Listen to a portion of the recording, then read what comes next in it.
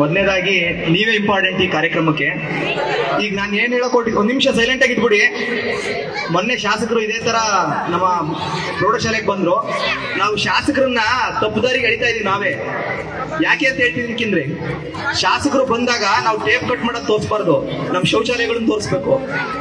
ಅವ್ರ ಆ ಶೌಚಾಲಯ ನೋಡಿದ ತಕ್ಷಣ 4,90,000 ರೂಪಾಯಿ ಆ ಗಂಟೆಯಲ್ಲಿ ಟಿಪಿಯಿಂದ ಮಾಡ್ಕೊಡ್ರಿ ಅಂತ ಹೇಳಿದ್ರು. ಅದೀಗ ಬುದ್ಧಿ ಪೂಜೆ ಮಾಡಕ್ಕೂ ಕೂಡ ಅವರೇ ಬರ್ತಾರೆ.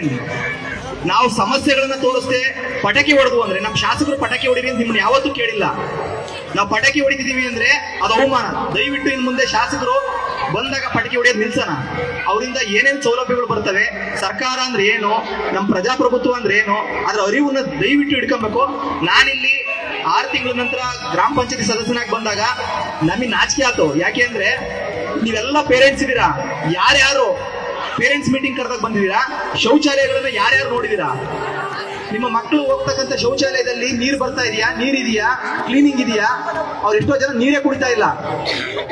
ದಯವಿಟ್ಟು ಅರ್ಥ ಮಾಡ್ಕೊಳ್ಳಿ, ಇದು ನನ್ನ ಒಬ್ಬನ ಜವಾಬ್ದಾರಿ ಅಂತಲ್ಲ, ನೀವೆಲ್ಲರೂ ಜವಾಬ್ದಾರಿ ತಗೊಂಡ್ರೆ ನೀವೇನ್ ಪ್ರಾಥಮಿಕ ಶಾಲೆಗಳು, ಸರ್ಕಾರಿ ಶಾಲೆ ಅನ್ನೋದಕ್ಕೆ ನೀವು ಫೀಸ್ ಕಟ್ತಾ ಇಲ್ಲ ಅನ್ನೋದನ್ನ ಫಸ್ಟ್ ತೆಗೆದಾಕ್ರಿ. ನಿಮ್ಮ ಅಜ್ಜ, ನಿಮ್ಮ ಮುತ್ತಜ್ಜ ಎಲ್ಲರೂ ಆಲ್ರೆಡಿ ಪ್ರೀಪೇಡ್ ಗ್ರಾಹಕರು, ಆಲ್ರೆಡಿ ದುಡ್ಡು ಕಟ್ಟಿದ್ದಾರೆ. ಈ ಹಂಚು ಬರಕ್ಕೆ, ಈ ಶಾಲೆ ಬರಕ್ಕೆ ಆಲ್ರೆಡಿ ಸರ್ಕಾರಕ್ಕೆ ತೆರಿಗೆ ಕಟ್ತಾ ಇದ್ದೀರಾ. ನೀವು ಕಟ್ಟಿರೋಂಥ ತೆರಿಗೆನ ನೀವು ಉಪಯೋಗಿಸ್ಕೊಳ್ರಿ ಅಂದ್ರೆ ತಗೊಂಡೋಗಿ ಖಾಸಗಿ ಶಾಲೆಗೆ ಹಾಕ್ತೀವಿ ಅಂತೀರಾ. ನಿಮ್ಮನ್ನ ಯಾಕೆ ಹೇಳ್ತಾ ಇದೀನಿ ಅಂದ್ರೆ, ನೀವು ಖಾಸಗಿ ಶಾಲೆಗೆ ಹಾಕಿಲ್ಲ, ಇಲ್ಲಿಗೆ ಹಾಕಿದಿರಾ. ಜವಾಬ್ದಾರಿ ಅರ್ತ್ಕೊಂಡು ಇಲ್ಲಿಗೆ ಬರಬೇಕು, ಇಲ್ಲಿ ಕೇಳಬೇಕು ಏನಾಗಿದೆ, ಎತ್ತಾಗಿದೆ, ಪೇರೆಂಟ್ಸ್ ಮೀಟಿಂಗ್ ಅಂತ ಯಾಕೆ ಮಾಡ್ತಾರೆ. ಯಾರೋ STMC ಸದಸ್ಯರಿದಾರಂತೆ, ಯಾರೋ ಮಾಡ್ಬಿಡ್ತಾರಂತೆ, ಮಾರ್ಕ್ಸಿದಾರಂತೆ. ಮಾರ್ಕ್ಸ್ಗಳಿಗೆ ಏನಿಲ್ಲ ಅಂದ್ರೆ 70-80 ಸಾವಿರ ಸಂಬಳ ಕೊಡ್ತಾ ಇದ್ವಿ. ಅವ್ರು ಮೊಟ್ಟೆಲ್ಲ ಕೇಳಂಗ ಆಗ್ಬಿಡಿತ್ತು ಪಾಪ. ಮೊಟ್ಟೆ ಬಾಳೆಹಣ್ಣು ಬಂತೋ ಇಲ್ಲೋ ಅಂತ. ಇನ್ನು ಗುಣಮಟ್ಟದ ಶಿಕ್ಷಣ ಎಲ್ಲಿ ಸಿಗ್ತದೆ? ನಮ್ಮ ಊರಿನವರೇ ಹಿರಿಯರು ಕೇಳಿದ್ರು KPSC ಶಾಲೆ ಅಂತ. ದಯವಿಟ್ಟು ರಂಗಾಪುರ, ಕರಡಿಪುರ, ಕಾರಣಘಟ್ಟ, ಕಲ್ಶೆಟ್ಟಹಳ್ಳಿ ಆ ಊರಿನಲ್ಲಿ ಶಾಲೆಗಳು ಮುಚ್ಚುತ್ತಾ ಇದಾವೆ. ಸ್ವಕ್ಕೆ ಅಭಿವೃದ್ಧಿ ಆಗ್ತಾ ಇದೆ, ಒಪ್ಕೊಳ್ಳೋಣ. ಸ್ವಕ್ಕೆ ಶಾಲೆ ಬೇಕು, ಒಪ್ಕೊಳ್ಳೋಣ. ಆಡಳಿತ ವಿಕೇಂದ್ರೀಕರಣ ಆಗ್ಬೇಕು. ಆದ್ರೆ ನಮ್ಮ ಊರಿನ ಮಕ್ಕಳು ಮತ್ತೆ ಅಲ್ಲಿಂದ ಯಾವ್ದೋ ವ್ಯಾನ್ ಆಗೋ ಬಸ್ ಆಗೋ ಬಂದು ಇಲ್ಲಿ ಪಾಠ ಕಲಿಯೋದ್ಕಿಂತ ಆಯಾ ಊರಲ್ಲಿ ಆಯಾ ಶಾಲೆ ಇರಬೇಕು. ನೀವು ಯಾವ ಊರಿಂದ ಎಲ್ಲೆಲ್ಲಿಂದ ಬರ್ತಿದಿರೋ ನಿಮ್ಮೂರ್ ಶಾಲೆ ಮುಚ್ಚಾಕಿ ಇಲ್ಲಿ ಬರ್ತಿರೋದು. ನಾನು ಇದನ್ನು ಹೊಗಳಕಣಕ್ಕೆ ಹೇಳ್ತಾ ಇಲ್ಲ, ನಮ್ಮೂರವ್ರು ಅಭಿವೃದ್ಧಿ ಮಾಡಿದೀವಿ ಅಂತ ಹೇಳ್ತಾ ಇಲ್ಲ. ನಿಮ್ಮೂರಲ್ಲಿ ಶಾಲೆ ಮುಚ್ಚೋಗ್ತಾ ಇದ್ದೀನಿ, ನಿಮಗೆ ಅರ್ಥ ಆಗ್ತಾ ಇಲ್ಲ. ಎಲ್ಲ ಊರಲ್ಲೂ ಎಲ್ಲರೂ ಕೂಡ ಜವಾಬ್ದಾರಿ ತಗೊಂಡ್ರೆ ಆಯಾ ಗ್ರಾಮ ಪಂಚಾಯತಿಯಿಂದ ಶಾಲೆಗಳಿಗೆ ಬರುವಂತ ಅನುದಾನಗಳನ್ನ ನೋಡ್ಕೊಂಡು ಕೆಲಸ ಮಾಡ್ಬೋದು. ನೀವು ಮಕ್ಕಳನ್ನ ಡಾಕ್ಟರ್, ಇಂಜಿನಿಯರ್ ಇನ್ನೇನೋ ಓದಿಸ್ತೀವಿ ಅನ್ನೋದಲ್ಲ. ಮಕ್ಕಳಿಗೆ ಕಲಿಸಬೇಕಾದಂತ ವಿದ್ಯೆಗಳು, ಶಿಕ್ಷಣ ಅಂದ್ರೆ ಬೇರೆ ಇದೆ, ಶಿಕ್ಷಣದ ಆಯಾಮಗಳು ಬೇರೆ ಇದೆ. ಶಿಕ್ಷಣ ಅಂದ್ರೆ ಕೇವಲ ಪುಸ್ತಕದಲ್ಲಿ ಓದೋ ಬದನೆಕಾಯಿ ಅಲ್ಲ. ಮಕ್ಕಳಲ್ಲಿ ಇವತ್ತು ನೋಡಿ 350 ಜನ ಇದ್ದಾರೆ. 350 ಜನಕ್ಕೂ ಎಲ್ಲಿ ಟೈಮ್ ಕೊಡಕ್ಕಾಗುತ್ತೆ ಮಾಸ್ಟರ್ಗಳು? ಅದ್ರ ನಡುವೆ ಮೊಟ್ಟೆ ತರಕ್ ಹೋಗ್ಬೇಕು, ಒಬ್ಬರೇ ಹೋಗಕ್ಕಾಗಲ್ಲ, ಇನ್ನೊಬ್ರ ಜೊತೆ ಕರ್ಕೊಂಡು ಹೋಗ್ಬೇಕು. ದಯವಿಟ್ಟು ಸರ್, ಆದಷ್ಟು ಶಾಲೆಯಲ್ಲಿ ಏನೇನು ವ್ಯವಸ್ಥೆ ಬೇಕು ಅಂತ ನೋಡಿದಾಗ ನನಗೆ ತಿಳಿದಂಥದ್ದನ್ನ ನಾವು ನಮ್ ದುಡ್ಡಲ್ಲಿ ಮಾಡಿಲ್ಲ, ನಿಮ್ ದುಡ್ಡಲ್ಲೇ ಮಾಡಿರೋದು. ಗ್ರಾಮ ಪಂಚಾಯತಿ ದುಡ್ಡಲ್ಲೇ ಶೌಚಾಲಯಗಳು ಮತ್ತೆ ನೀರಿನ ವ್ಯವಸ್ಥೆನ ಸಣ್ಣ ಪುಟ್ಟದನ್ನ ನಮ್ಮ ಕಾಲಮಿತಿ ಒಳಗೆ ಮಾಡಿದೀವಿ. ನಾವೀಗ ಅದರ ಮೇಲೆ ಹೊರತುಪಡಿಸಿ ನಮ್ಮ ಕೈಯಿಂದ ಆಗ್ಲಿಂದ ನಾವು ಶಾಸಕರ ಹತ್ರ ಕೇಳಬೇಕು ಅಂತ ಅನ್ಕೊಂಡಿದೀವಿ. ನಮಗೆ ಹೈಟೆಕ್ ಶೌಚಾಲಯ ಇಲ್ಲಿಗೂ ಒಂದಿಗೂ ಬೇಕು, ಇಲ್ಲೊಂದು ಬೇಕು ಹೈಟೆಕ್ ಶೌಚಾಲಯ. ಮತ್ತೆ ಊಟ ಕೂತ್ಕೊಂಡಾಗ ಹುಡುಗರೆಲ್ಲ ಮಣ್ಣು ರಾಚುತ್ತೆ. ಊಟ ಕೂತ್ಕೊಂಡ್ರೆ ಬಹಳ ಗಲೀಜು ಮಣ್ಣೆಲ್ಲ ಬಂದು ತಟ್ಟೆ ಒಳಗೆ ಬೀಳ್ತಾ ಇದೆ ಸರ್ ಅಂದ್ರು. ಹೆಂಗ್ ಸಾಧ್ಯ? ಅದಕ್ಕೋಸ್ಕರ ಒಂದು ಭೋಜನಾಲಯ ಬೇಕು. ಮಾನ್ಯ ಶಾಸಕರ ಹತ್ರನ ಒಂದು ಭೋಜನಾಲಯ, ಹುಡುಗರು ಸುವ್ಯವಸ್ಥಿತವಾಗಿ ಕುತ್ಕೊಂಡು ಊಟ ಮಾಡಕ್ಕೆ ಒಂದು ಭೋಜನಾಲಯ ಬೇಕು.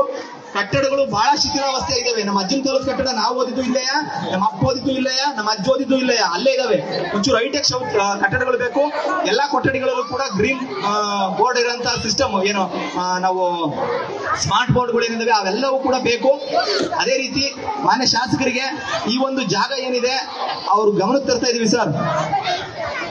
ಈಗ ನಮ್ಮ ಸೌರೂರದಲ್ಲಿ ಗ್ರಾಮಸ್ಥರು ಈ ಜಾಗ ಬಿಟ್ಕೊಟ್ಟಿದ್ದಾರೆ. ಇದನ್ನ ಗ್ರಾಮ ಠಾಣವಾಗಿ ಬರ್ತಾ ಇದೆ. 1 ಎಕರೆ 10 ಗುಂಟೆ ಏನಿದೆ, 1 ಎಕರೆ ಏನಿದೆ ಪಕ್ಕದ ಜಾಗನೂ ಕೂಡ ಎಲ್ಲಾ ಗ್ರಾಮಸ್ಥರು ಬಿಟ್ಕೊಟ್ರೆ ಗ್ರಾಮ ಪಂಚಾಯತಿಂದ ನಿಂತ್ಕೊಂಡು ಅದನ್ನ ಪೂರ್ತಿಯ ನಿಮ್ದೇ ದುಡ್ಡಲ್ಲಿ ಅಭಿವೃದ್ಧಿ ಮಾಡಿ ಒಂದು ಒಳ್ಳೆ ಆಟದ ಮೈದಾನ ಮಾಡ್ಕೊಡ್ತೀವಿ. ದಯವಿಟ್ಟು ಎಲ್ಲರೂ ಸಹಕರಿಸ್ರಿ ಅಂತ ಈ ಮೂಲಕ ಕೇಳ್ಕೊಂತಿದೀನಿ. ಇನ್ ಏನೇ ಬೇಡಿಕೆ ಇದ್ರು ಕೂಡ ದಯವಿಟ್ಟು ಪೇರೆಂಟ್ಸ್ ಬಂದು ಮಾಸ್ಟರ್ಗೆ ಇದು ಆಗ್ಬೇಕು, ಇದು ಹೋಗ್ಬೇಕು, ಇದು ಹಿಂಗಲ್ಲ, ಹಿಂಗ್ ಬದಲಾಗಬೇಕು ಅಂತ ಹೇಳದ್ ಕಲೀರಿ. ಇವತ್ತೊಂದ್ ದಿವಸ ಜಿಗಿ ಲೈಟ್ ಹಾಕೊಂಡು ಮಾರನೇ ದಿನ ಎಲ್ಲ ಟಾಯ್ಲೆಟ್ ಅಲ್ಲಿ ನೀರಿಲ್ಲಂತೆ, ಅದಿಲ್ಲಂತೆ, ಇದಿಲ್ಲಂತೆ, ಹಿಂಗ್ ಆಗ್ಬಾರ್ದು.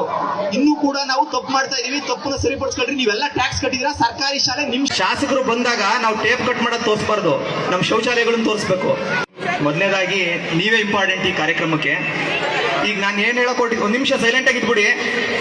ಮೊನ್ನೆ ಶಾಸಕರು ಇದೇ ತರ ನಮ್ಮ ಪ್ರೌಢಶಾಲೆಗೆ ಬಂದ್ರು.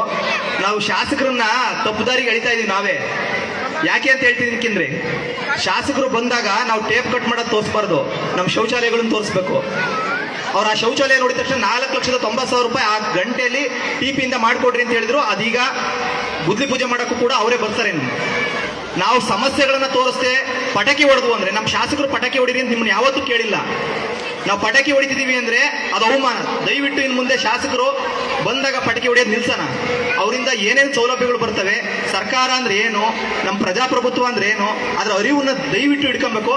ನಾನಿಲ್ಲಿ 6 ತಿಂಗಳ ನಂತರ ಗ್ರಾಮ ಪಂಚಾಯತಿ ಸದಸ್ಯನಾಗಿ ಬಂದಾಗ ನಮಗೆ ನಾಚಿಕೆ ಆಯ್ತು. ಯಾಕೆ ಅಂದ್ರೆ ನೀವೆಲ್ಲ ಪೇರೆಂಟ್ಸ್ ಇದ್ದೀರಾ, ಯಾರ್ಯಾರು ಪೇರೆಂಟ್ಸ್ ಮೀಟಿಂಗ್ ಕರೆದಾಗ ಬಂದಿದ್ದೀರಾ, ಶೌಚಾಲಯಗಳನ್ನ ಯಾರ್ಯಾರು ನೋಡಿದ್ದೀರಾ? ನಿಮ್ಮ ಮಕ್ಕಳು ಹೋಗ್ತಕ್ಕಂಥ ಶೌಚಾಲಯದಲ್ಲಿ ನೀರು ಬರ್ತಾ ಇದೆಯಾ, ನೀರಿದೆಯಾ, ಕ್ಲೀನಿಂಗ್ ಇದೆಯಾ? ಅವ್ರು ಎಷ್ಟೋ ಜನ ನೀರೇ ಕುಡಿತಾ ಇಲ್ಲ. ದಯವಿಟ್ಟು ಅರ್ಥ ಮಾಡ್ಕೊಳ್ಳಿ, ಇದು ನನ್ನ ಒಬ್ಬನ ಜವಾಬ್ದಾರಿ ಅಂತಲ್ಲ, ನೀವೆಲ್ಲರೂ ಜವಾಬ್ದಾರಿ ತಗೊಂಡ್ರೆ ನೀವೇನು ಪ್ರಾಥಮಿಕ ಶಾಲೆಗಳು, ಸರ್ಕಾರಿ ಶಾಲೆ ಅನ್ನೋದಕ್ಕೆ ನೀವು ಫೀಸ್ ಕಟ್ತಾ ಇಲ್ಲ ಅನ್ನೋದನ್ನ ಫಸ್ಟ್ ತೆಗೆದಾಕ್ರಿ. ನಿಮ್ಮ ಅಜ್ಜ, ನಿಮ್ಮ ಮುತ್ತಜ್ಜ ಎಲ್ಲರೂ ಆಲ್ರೆಡಿ ಪ್ರೀಪೇಯ್ಡ್ ಗ್ರಾಹಕರು, ಆಲ್ರೆಡಿ ದುಡ್ಡು ಕಟ್ಟಿದ್ದಾರೆ. ಈ ಹಂಚು ಬರೋಕ್ಕೆ, ಈ ಶಾಲೆ ಬರೋಕ್ಕೆ ಆಲ್ರೆಡಿ ಸರ್ಕಾರಕ್ಕೆ ತೆರಿಗೆ ಕಟ್ತಾ ಇದ್ದೀರಾ. ನೀವು ಕಟ್ಟಿರೋಂಥ ತೆರಿಗೆನ ನೀವು ಉಪಯೋಗಿಸ್ಕೊಳ್ರಿ ಅಂದ್ರೆ ತಗೊಂಡೋಗಿ ಖಾಸಗಿ ಶಾಲೆಗೆ ಹಾಕ್ತೀವಿ ಅಂತಿದ್ದೀರಾ. ನಿಮ್ಮನ್ನ ಯಾಕೆ ಹೇಳ್ತಾ ಇದ್ದೀನಿ ಅಂದ್ರೆ, ನೀವು ಖಾಸಗಿ ಶಾಲೆಗೆ ಹಾಕಿಲ್ಲ, ಇಲ್ಲಿಗೆ ಹಾಕಿದ್ದೀರಾ. ಜವಾಬ್ದಾರಿ ಅರ್ಥಕೊಂಡು ಇಲ್ಲಿಗೆ ಬರಬೇಕು, ಇಲ್ಲಿ ಕೇಳಬೇಕು ಏನಾಗಿದೆ, ಎತ್ತಾಗಿದೆ, ಪೇರೆಂಟ್ಸ್ ಮೀಟಿಂಗ್ ಅಂತ ಯಾಕೆ ಮಾಡ್ತಾರೆ. ಯಾರೋ STMC ಸದಸ್ಯರಿದಾರಂತೆ, ಯಾರೋ ಮಾಡ್ಬಿಡ್ತಾರಂತೆ, ಮಾರ್ಕ್ಸಿದಾರಂತೆ. ಮಾಸ್ಟರ್ಗಳಿಗೆ ಏನಿಲ್ಲ ಅಂದ್ರೆ 70-80 ಸಾವಿರ ಸಂಬಳ ಕೊಡ್ತಾ ಇದ್ವಿ. ಅವ್ರು ಮೊಟ್ಟೆ ಲೆಕ್ಕ ಇಡಂಗೆ ಆಗ್ಬಿಡಿತ್ತು ಪಾಪ. ಮೊಟ್ಟೆ ಬಾಳೆಹಣ್ಣು ಬಂತೋ ಇಲ್ಲೋ ಅಂತ. ಇನ್ನು ಗುಣಮಟ್ಟದ ಶಿಕ್ಷಣ ಎಲ್ಲಿ ಸಿಗ್ತದೆ? ನಮ್ಮ ಊರಿನವರೇ ಹಿರಿಯರು ಕೇಳಿದ್ರು KPSC ಶಾಲೆ ಅಂತ. ದಯವಿಟ್ಟು ರಂಗಾಪುರ, ಕರಡಿಪುರ, ಕಾರಣಘಟ್ಟ, ಕಲ್ಶೆಟ್ಟಹಳ್ಳಿ ಆ ಊರಿನಲ್ಲಿ ಶಾಲೆಗಳು ಮುಚ್ಚುತ್ತಾ ಇದ್ದಾವೆ. ಸೊಕ್ಕೆ ಅಭಿವೃದ್ಧಿ ಆಗ್ತಾ ಇದೆ, ಒಪ್ಕೊಳ್ಳೋಣ. ಸೊಕ್ಕೆ ಶಾಲೆ ಬೇಕು, ಒಪ್ಕೊಳ್ಳೋಣ. ಆಡಳಿತ ವಿಕೇಂದ್ರೀಕರಣ ಆಗಬೇಕು. ಆದ್ರೆ ನಮ್ಮ ಊರಿನ ಮಕ್ಕಳು ಮತ್ತೆ ಅಲ್ಲಿಂದನೇ ಯಾವುದೋ ವ್ಯಾನಾಗೋ ಬಸ್ಸಾಗೋ ಬಂದು ಇಲ್ಲಿ ಪಾಠ ಕಲಿಯೋದ್ಕಿಂತ ಆಯಾ ಊರಲ್ಲಿ ಆಯಾ ಶಾಲೆ ಇರಬೇಕು. ನೀವು ಯಾವ ಊರಿಂದ ಎಲ್ಲೆಲ್ಲಿಂದ ಬರ್ತಿದ್ದೀರೋ ನಿಮ್ಮೂರು ಶಾಲೆ ಮುಚ್ಚಾಕಿ ಇಲ್ಲಿ ಬರ್ತಿರೋದು. ನಾನು ಇದನ್ನು ಹೊಗಳಕಣಕ್ಕೆ ಹೇಳ್ತಾ ಇಲ್ಲ, ನಮ್ಮೂರವ್ರು ಅಭಿವೃದ್ಧಿ ಮಾಡಿದೀವಿ ಅಂತ ಹೇಳ್ತಾ ಇಲ್ಲ. ನಿಮ್ಮೂರಲ್ಲಿ ಶಾಲೆ ಮುಚ್ಚೋಗ್ತಾ ಇದ್ದೀನಿ, ನಿಮಗೆ ಅರ್ಥ ಆಗ್ತಾ ಇಲ್ಲ. ಎಲ್ಲ ಊರಲ್ಲೂ ಎಲ್ಲರೂ ಕೂಡ ಜವಾಬ್ದಾರಿ ತಗೊಂಡ್ರೆ ಆಯಾ ಗ್ರಾಮ ಪಂಚಾಯತಿಯಿಂದನ ಶಾಲೆಗಳಿಗೆ ಬರುವಂತ ಅನುದಾನಗಳನ್ನ ನೋಡ್ಕೊಂಡು ಕೆಲಸ ಮಾಡ್ಬೋದು. ನೀವು ಮಕ್ಕಳನ್ನ ಡಾಕ್ಟರ್, ಇಂಜಿನಿಯರ್ ಇನ್ನೇನೋ ಓದಿಸ್ತೀವಿ ಅನ್ನೋದಲ್ಲ. ಮಕ್ಕಳಿಗೆ ಕಲಿಸಬೇಕಾದಂತ ವಿದ್ಯೆಗಳು, ಶಿಕ್ಷಣ ಅಂದ್ರೆ ಬೇರೆ ಇದೆ, ಶಿಕ್ಷಣದ ಆಯಾಮಗಳು ಬೇರೆ ಇದೆ. ಶಿಕ್ಷಣ ಅಂದ್ರೆ ಕೇವಲ ಪುಸ್ತಕದಲ್ಲಿ ಓದೋ ಬದನೆಕಾಯಿ ಅಲ್ಲ. ಮಕ್ಕಳಲ್ಲಿ ಇವತ್ತು ನೋಡಿ 350 ಜನ ಇದ್ದಾರೆ. 350 ಜನಕ್ಕೂ ಎಲ್ಲಿ ಟೈಮ್ ಕೊಡೋಕ್ಕಾಗುತ್ತೆ ಮಾಸ್ಟರ್ಗಳು? ಅದ್ರ ನಡುವೆ ಮೊಟ್ಟೆ ತರಕ್ಕೆ ಹೋಗ್ಬೇಕು, ಒಬ್ಬರೇ ಹೋಗೋಕ್ಕಾಗಲ್ಲ, ಇನ್ನೊಬ್ರ ಜೊತೆ ಕರ್ಕೊಂಡು ಹೋಗ್ಬೇಕು.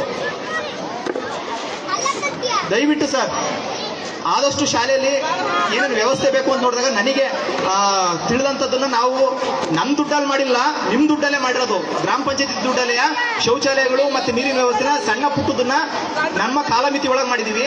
ನಾವೀಗ ಅದರ ಮೇಲೆ ಹೊರತುಪಡಿಸಿ ನಮ್ಮ ಕೈಯಿಂದ ಆಗ್ಲಿದ್ದನ್ನ ನಾವು ಶಾಸಕರ ಹತ್ರ ಕೇಳಬೇಕು ಅಂತ ಅನ್ಕೊಂಡಿದೀವಿ. ನಮಗೆ ಹೈಟೆಕ್ ಶೌಚಾಲಯ ಇಲ್ಲಿಗೂ ಒಂದಿಗೂ ಬೇಕು, ಇಲ್ಲೊಂದು ಬೇಕು ಹೈಟೆಕ್ ಶೌಚಾಲಯ. ಮತ್ತೆ ಊಟ ಕೂತ್ಕೊಂಡಾಗ ಹುಡುಗರೆಲ್ಲ ಮಣ್ಣು ರಾಚುತ್ತೆ. ಊಟ ಕೂತ್ಕೊಂಡ್ರೆ ಬಹಳ ಗಲೀಜು ಮಣ್ಣೆಲ್ಲ ಬಂದು ತಟ್ಟೆ ಒಳಗೆ ಬೀಳ್ತಾ ಇದೆ ಸರ್ ಅಂದ್ರು. ಹೆಂಗ್ ಸಾಧ್ಯ? ಅದಕ್ಕೋಸ್ಕರ ಒಂದು ಭೋಜನಾಲಯ ಬೇಕು. ಮಾನ್ಯ ಶಾಸಕರ ಹತ್ರನ ಒಂದು ಭೋಜನಾಲಯ, ಹುಡುಗರು ಸುವ್ಯವಸ್ಥಿತವಾಗಿ ಕುತ್ಕೊಂಡು ಊಟ ಮಾಡಕ್ಕೆ ಒಂದು ಭೋಜನಾಲಯ ಬೇಕು. ಕಟ್ಟಡಗಳು ಬಹಳ ಶಿಥಿಲಾವಸ್ಥೆ ಆಗಿದ್ದಾವೆ. ನಮ್ಮ ಅಜ್ಜನ ಕಾಲದ ಕಟ್ಟಡ ನಾವು ಓದಿದ್ದು ಇಲ್ಲಯ್ಯ, ನಮ್ಮ ಅಪ್ಪ ಓದಿದ್ದು ಇಲ್ಲಯ್ಯ, ನಮ್ಮ ಅಜ್ಜ ಓದಿದ್ದು ಇಲ್ಲಯ್ಯ, ಅಲ್ಲೇ ಇದಾವೆ. ಒಂಚೂರು ಹೈಟೆಕ್ ಕಟ್ಟಡಗಳು ಬೇಕು. ಎಲ್ಲಾ ಕೊಠಡಿಗಳಲ್ಲೂ ಕೂಡ ಗ್ರೀನ್ ಬೋರ್ಡ್ ಇರೋಂಥ ಸಿಸ್ಟಮ್, ಏನು ನಾವು ಸ್ಮಾರ್ಟ್ ಬೋರ್ಡ್ಗಳು ಏನಿದಾವೆ ಅವೆಲ್ಲವೂ ಕೂಡ ಬೇಕು. ಅದೇ ರೀತಿ ಮಾನ್ಯ ಶಾಸಕರಿಗೆ ಈ ಒಂದು ಜಾಗ ಏನಿದೆ ಅವ್ರ ಗಮನಕ್ಕೆ ತರ್ತಾ ಇದೀವಿ ಸರ್. ಈಗ ನಮ್ಮ ಸೌರೂರದಲ್ಲಿ ಗ್ರಾಮಸ್ಥರು ಈ ಜಾಗ ಬಿಟ್ಕೊಟ್ಟಿದ್ದಾರೆ. ಇದನ್ನು ಗ್ರಾಮ ಠಾಣವಾಗಿ ಬರ್ತಾ ಇದೆ. 1 ಎಕರೆ 10 ಗುಂಟೆ ಏನಿದೆ, 1 ಎಕರೆ ಏನಿದೆ ಪಕ್ಕದ ಜಾಗನೂ ಕೂಡ ಎಲ್ಲಾ ಗ್ರಾಮಸ್ಥರು ಬಿಟ್ಕೊಟ್ರೆ ಗ್ರಾಮ ಪಂಚಾಯತಿಂದ ನಿಂತ್ಕೊಂಡು ಅದನ್ನ ಪೂರ್ತಿಯ ನಿಮ್ದೇ ದುಡ್ಡಲ್ಲಿ ಅಭಿವೃದ್ಧಿ ಮಾಡಿ ಒಂದು ಒಳ್ಳೆ ಆಟದ ಮೈದಾನ ಮಾಡ್ಕೊಡ್ತೀವಿ. ದಯವಿಟ್ಟು ಎಲ್ಲರೂ ಸಹಕರಿಸ್ರಿ ಅಂತ ಈ ಮೂಲಕ ಕೇಳ್ಕೊಂಡಿದ್ದೀನಿ. ಇನ್ನು ಏನೇ ಬೇಡಿಕೆ ಇದ್ರು ಕೂಡ ದಯವಿಟ್ಟು ಪೇರೆಂಟ್ಸು ಬಂದು ಮಾಸ್ಟರ್ಗೆ ಇದಾಗಬೇಕು, ಇದು ಹೋಗ್ಬೇಕು, ಇದು ಹಿಂಗಲ್ಲ, ಹಿಂಗ್ ಬದಲಾಗಬೇಕು ಅಂತ ಹೇಳೋದ್ ಕಲೀರಿ. ಇವತ್ತೊಂದ್ ದಿವಸ ಜಿಗಿ ಲೈಟ್ ಹಾಕೊಂಡು ಮಾರನೇ ದಿನ ಎಲ್ಲ ಟಾಯ್ಲೆಟ್ ಅಲ್ಲಿ ನೀರಿಲ್ಲಂತೆ, ಅದಿಲ್ಲಂತೆ, ಇದಿಲ್ಲಂತೆ, ಹಿಂಗ್ ಆಗ್ಬಾರ್ದು. ಇನ್ನೂ ಕೂಡ ನಾವು ತಪ್ಪು ಮಾಡ್ತಾ ಇದೀವಿ. ತಪ್ಪನ್ನ ಸರಿಪಡಿಸ್ಕೊಳ್ರಿ. ನೀವೆಲ್ಲ ಟ್ಯಾಕ್ಸ್ ಕಟ್ಟಿದಿರಾ, ಸರ್ಕಾರಿ ಶಾಲೆ ನಿಮ್ ಶಾಲೆ, ಇದ್ರ ಮೇಲೆ ನಿಮಗೆ ಬಿಟ್ಟಿದ್ದು. ಧನ್ಯವಾದ.